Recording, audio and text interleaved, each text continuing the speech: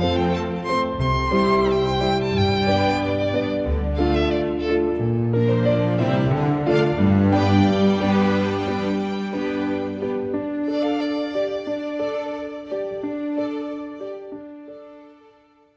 my name is Esther Abrami, and today we are at J&A Beers in London, and we're back for another episode of Women in Classical. In front of me, I have the wonderful Izzy Judd. Thank you so much for being here today. Oh, thanks for having me, Esther. So the first question I'd like to ask is kind of back to the basics. How and why did you get into music? So I was surrounded by music growing up. I'm the youngest of 4 children. My mum and dad ran a music school.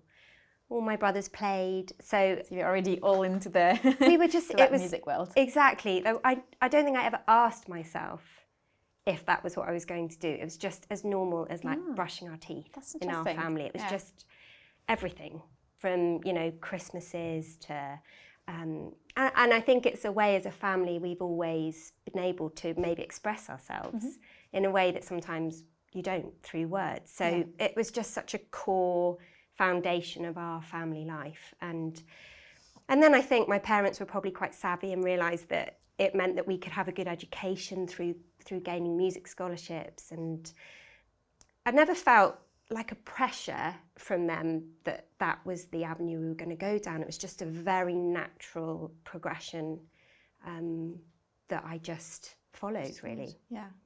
And so how did you choose the violin?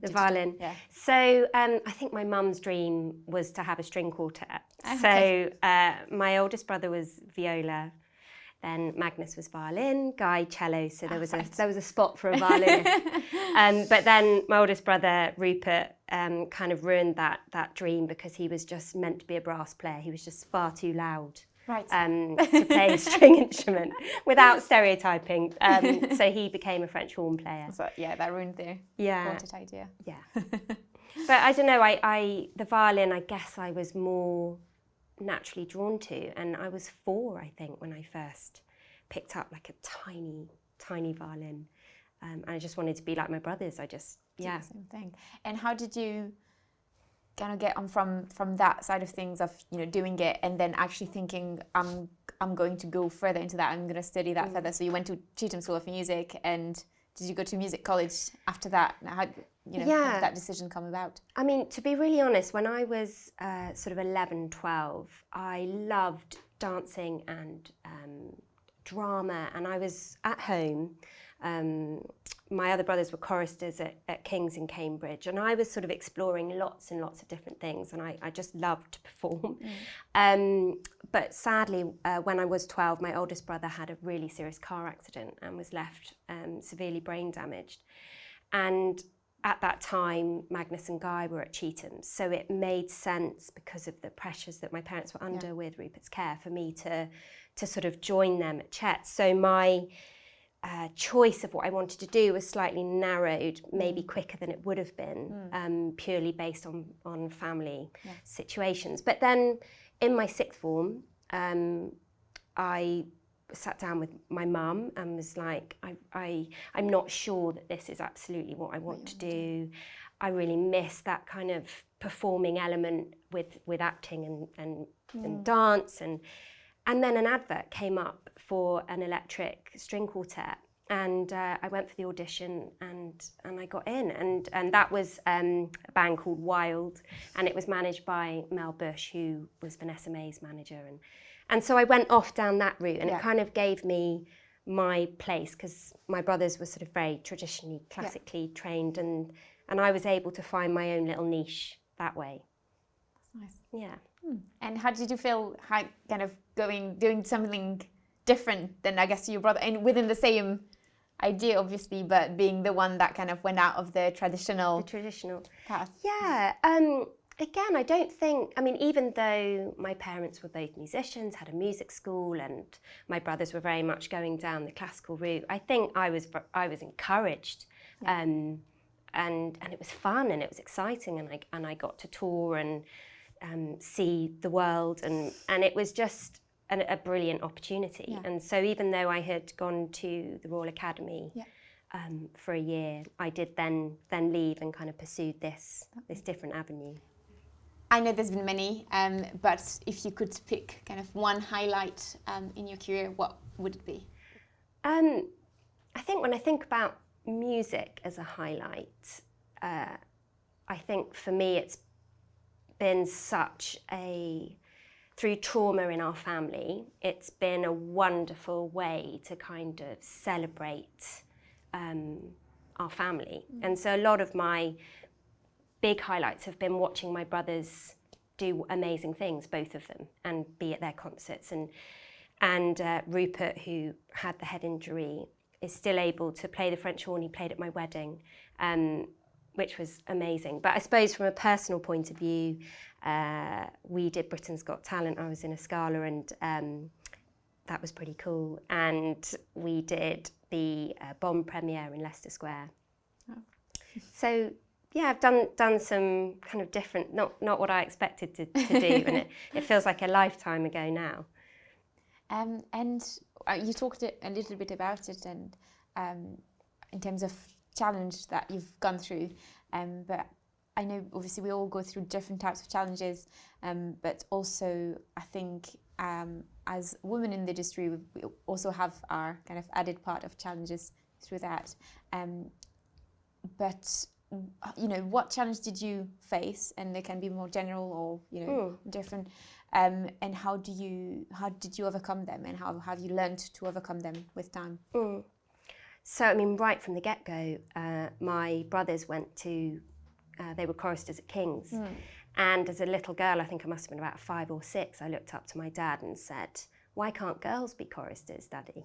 You know, why are my brothers able to do this and I'm not?" Yeah. And then moving on, when I was in a Scala, I think there was an element of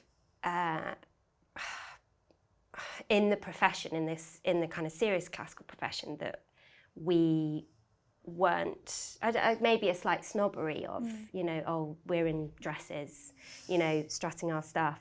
And actually, there was an occasion where somebody actually said, "Oh, did you see those 4 girls on, you know, Britain's Got Talent?" And my brother was sat at the table. This was with lots of musicians. And he's not the kind of person to say, "Actually, that's my sister." Yeah. He sat there quietly. And then later on, she read an article and realised that actually one of Magnus and Guy, who she's worked with, they're my brothers. And I come from exactly the same calibre and foundations. I just chose a different route. So maybe occasionally just feeling, you know, I have worked really hard, and just because I've gone down that route doesn't take that away. So I suppose that was a slight challenge, but I didn't really, I guess, let it affect me too much, because I was just having a great time. And that's interesting. We were talking in an earlier episode with my class, and she mentioned a similar thing about, you know, whenever you go to something a bit different to the usual more classical path, and for some reasons then some people assume that you've not worked as hard, or you don't have the same foundation, even though, you know, just like you said, it was exactly the same foundation, and the way you got there was the same thing, then it was just a different choice. But yeah, and so how do you, as you said, you know, it didn't affect you, how do you kind of cope with that? Do you just kind of not listen to that? How do you cope with it personally? To be honest, I think if it affected me in any way, it was a sudden awareness of appearance. You know, when you're in a little bubble in a music school, and you're not really thinking about, well, it's not so highlighted, and suddenly, you know, if you're in basically a girl band, you're going to get more aware of yourself, and, you know, being filmed and cameras. And I remember I was wearing a pair of shoes on a video shoot, and they came and said, "Oh, we need to swap your shoes because it's making your legs look short." And that was a weird moment of like, this isn't really what I kind of signed up for. You know, I'm a violinist, and so those were kind of interesting learning curves. But I'm sure there's many of those kind of stories, and I don't think that guys would be told that they need to change their shoes. So yeah. yeah, that's just some of the challenges. And my next question and things I would like to talk about is women figures who have inspired you during your life, and that can be family members or people who are you close to, or musicians who you've not met, people who are not there anymore, you know, anybody that comes to mind. So my daughter really inspires me now. I mean, she's 6 and I'm just starting the violin with her. Oh, lovely.